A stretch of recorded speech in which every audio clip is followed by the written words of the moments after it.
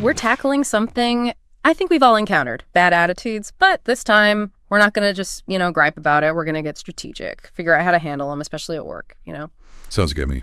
So our main source material today, a really interesting article, actually, from Incident Prevention Magazine. It's aimed at leaders, especially in the utility industry. Yep. And you might be thinking, hold on, I don't work with power lines or anything. What's this got to do with me? But trust me on this. The insights here, surprisingly relevant to any team, really, any team environment. Interesting. Yeah. So some of the questions we're going to look at. Is it true there are no bad teams, only bad leaders? That's a big one, right? Yeah. And could the secret to turning around a negative coworker be as simple as giving them more responsibility? Oh, wow. To help us figure all this out, we have an expert in, all things workplace dynamics and leadership. It's great to be here. I'm excited to see how these strategies, from an industry where safety is absolutely crucial, can apply to other types of workplaces. Exactly. High stakes.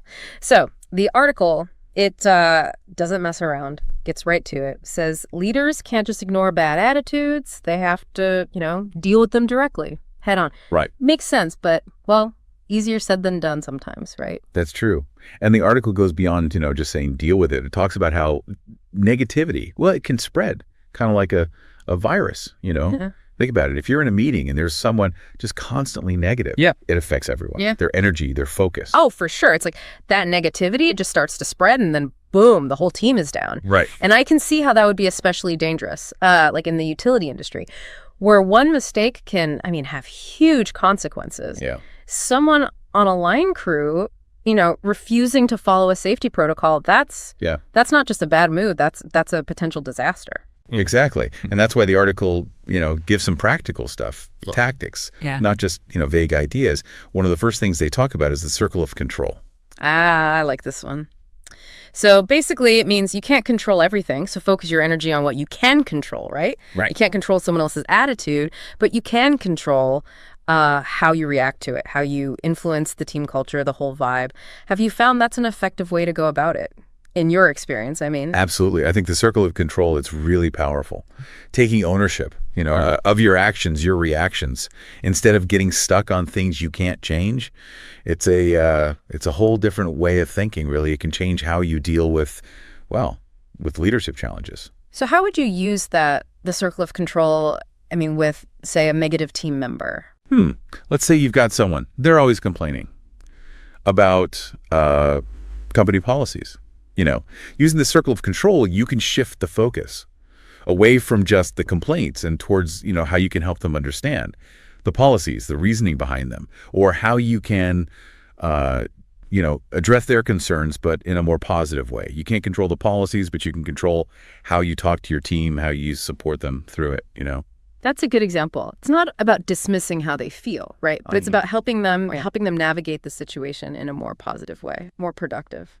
I think the article also goes into some specific tactics. They tell a story about this guy refused to wear gloves because he liked the thrill of the risk. Come on, talk about a bad attitude, right? Yeah, and the supervisor tried everything to convince him. Logic, warnings, even pleading, nothing worked. So what finally got through to him? Did they have to pull rank or something? Actually, they did something completely different. Instead of, lecturing him, they appealed to his pride. His sense of responsibility, The supervisor asked, what message does this send to your team? What if they try to copy you? Whoa. That's clever. It's not just about him anymore. It's about his influence on others. Did it work? It did. That question, it really made him think. And it wasn't about being forced. It was about realizing, the impact he had on his team. I see what you mean about understanding the root cause of a bad attitude. Sometimes it's not, just defiance. It's something deeper. Maybe all someone needs is to feel heard, to feel respected, even if you don't agree with them. Right. It's about creating a space for dialogue, for understanding, not just trying to shut down any negativity, which actually reminds me of another tactic from the article. And this one might sound a little counterintuitive. Oh, I love a good counterintuitive idea. Tell me more. They suggest empowerment, giving the difficult individual more responsibility. Hold on, wait. Seriously? You're saying give the person causing problems more power? I know, it sounds kind of crazy. But the idea is that sometimes A bad attitude comes from, well, feeling undervalued, overlooked. By giving them more responsibility, maybe, just maybe, you can channel their energy in a positive direction. It's like saying, we see your potential and we trust you to step up. I can see how that might work sometimes, but isn't that risky? What if they, take advantage of the situation? It's not a strategy to use lightly, that's for sure. There are some caveats here, yeah. You need to be sure, really assess whether this person, are they genuinely looking for responsibility or are they just, wanting attention and control? That's a great question. Figuring that out, well, that seems key to making sure this empowerment thing doesn't backfire. It is. Yeah. It requires, some careful observation and really understanding what motivates this person. One way to do that, well, one way is to look at their past behavior. Have they, shown initiative? Do they actively try to contribute? Yeah. Or are they mostly focused on, complaining, blaming others? So if someone is constantly pointing fingers, not really stepping up, maybe empowerment is not the way to go. Exactly. Empowerment, it works best when the individual, they've already shown they want to take ownership, make a positive impact. It's about giving them what they need, resources, support to develop those qualities even more. Yeah, that makes sense. It's not about rewarding bad behavior. It's about, nurturing the potential that's already there. Now, the article also mentions using embarrassment as a tactic. I got to admit, that one made me a little skeptical. I get it. It's a delicate approach for sure. Yeah. And it has to be done really carefully. The point isn't to humiliate someone. It's to use a specific situation to highlight the negative consequences of their actions. To give an example, it's about a youth basketball coach. This coach had a player who was, he was always showboating, trying to dunk, even though he wasn't really good enough. Yeah.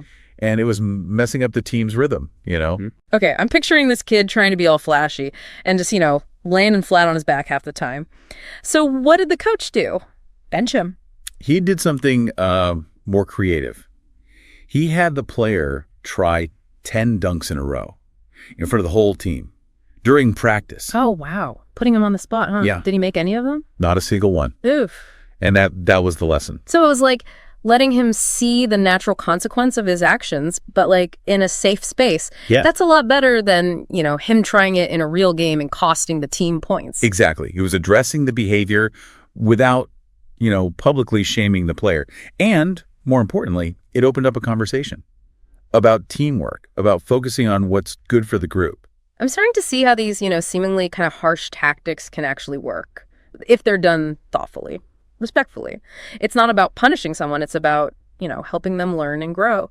There was another story in the article that really stuck with me, the one about Joe. He was the guy with what they call terminal bad attitude. Right. Yeah, Joe had been on a bunch of different teams because of his negativity, his, resistance to any kind of feedback. Right. And then he ended up on Tony's team. And Tony, he was the leader who finally figured it out, right? What was his secret? Tony, he understood that Joe's behavior, it might be, a sign of something deeper going on. Turned out Joe had a history of, being micromanaged, criticized all the time. He never had a leader who actually believed in him or saw his strengths, So instead of just focusing on all the negative stuff, Tony tried something different. Yeah. He focused on the positive. He really made an effort to catch Joe, doing things right, praised his efforts, and he gave Joe more autonomy, trusted him to own his work. Wow. That's the complete opposite of how Joe had been treated before. What happened? It was really something. Joe's attitude, it totally changed. He became way more engaged. His productivity went up. He even started mentoring others. That's amazing. It shows you the impact a leader can have just by changing their approach. But wouldn't that take a lot of time, patience? It's probably easier to just, give up on someone. It does take effort, yeah, and a belief in people. But the Joe story, it shows you what positive reinforcement can do, especially for people who have only, experienced negativity before.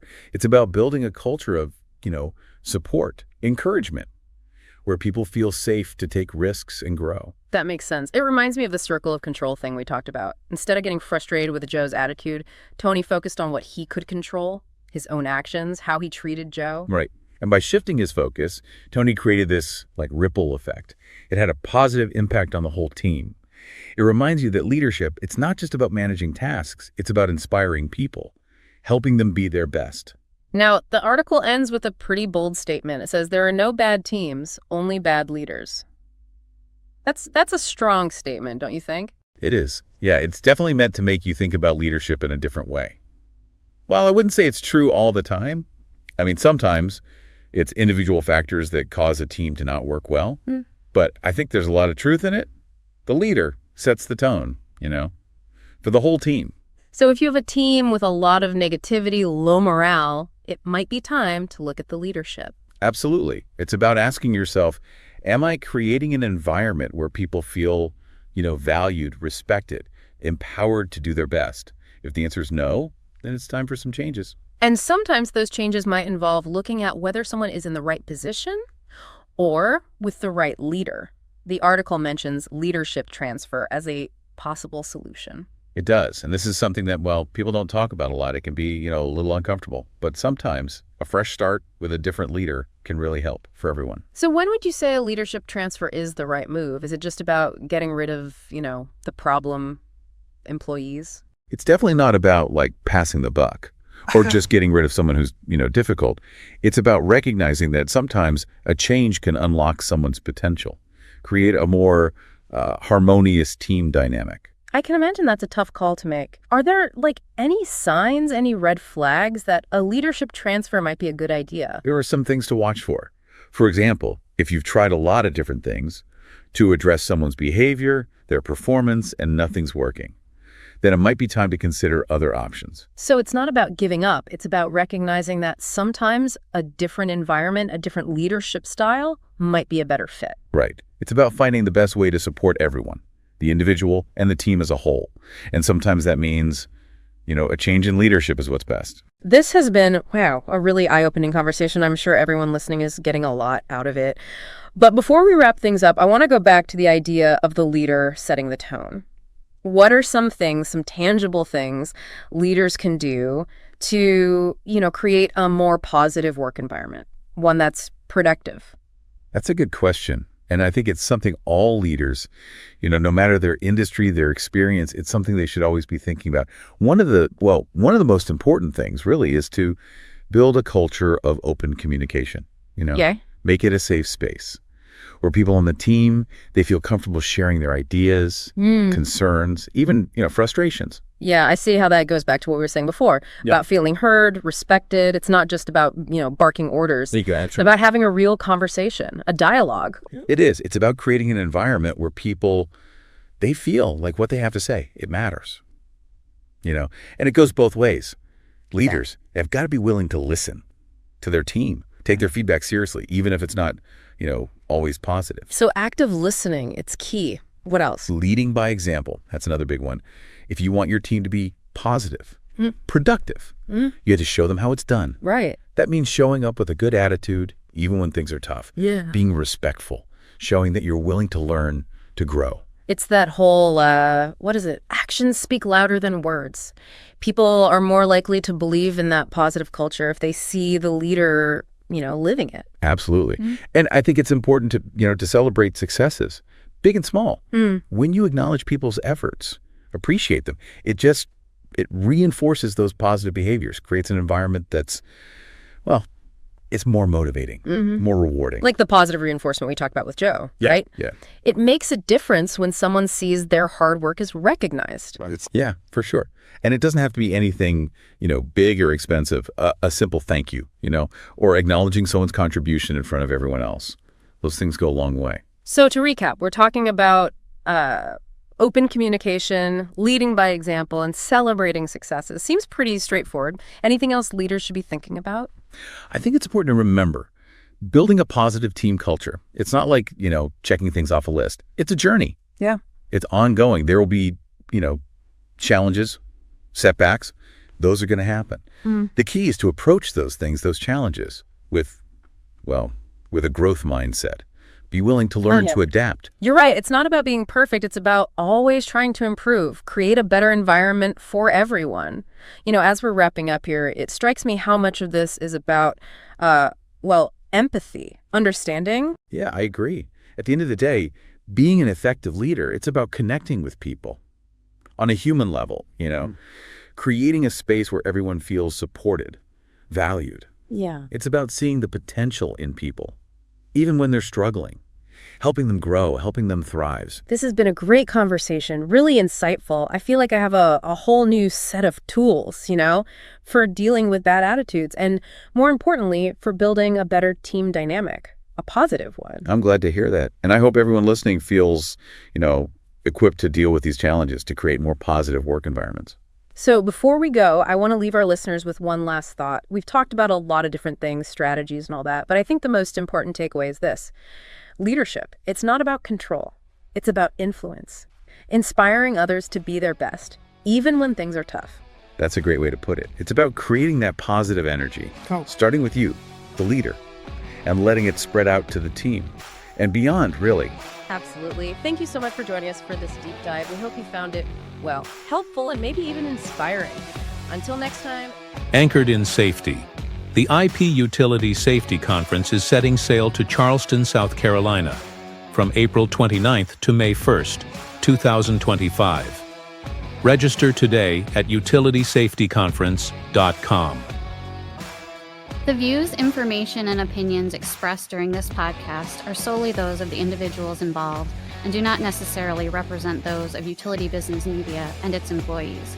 It is strongly recommended that you discuss any actions or policy changes with your company management prior to implementation.